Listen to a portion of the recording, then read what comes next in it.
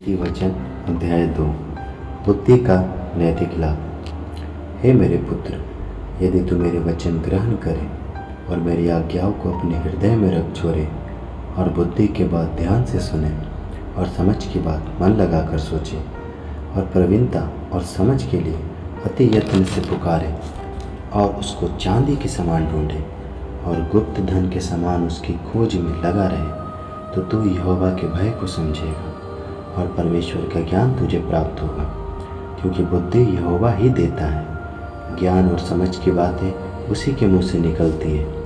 वह सीधे लोगों के लिए खरी बुद्धि रख छोड़ता है। जो खराई से चलते हैं उनके लिए वह ढाल ठहरता है। वह न्याय के पथों की देखभाल करता और अपने भक्तों के मार्ग की रक्षा करता है।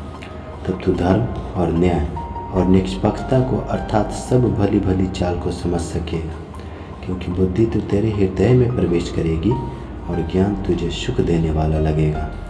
विवेक तुझे सुरक्षित रखेगा और समझ तेरी रक्षक होगी, ताकि तुझे बुराई के मार्ग से और उलटफेर की बातों के कहने वालों से बचाए, जो खराई के मार्ग को छोड़ देते हैं ताकि अंधेरे मार्ग में चले, जो बुराई करने से आनंदित होते हैं और दुष्ट जन के उलटफेर की बातों में मगन रहते हैं, जिनकी चाल चलन टेढ़ी मेढ़ी है और जिनके मार्ग बिगड़े हुए हैं। तब तो पराई स्त्री से भी बचेगा, जो चिकनी चुपड़ी बातें बोलती है और अपनी जवानी के साथी को छोड़ देती और जो अपने परमेश्वर की वाचा को भूल जाती है।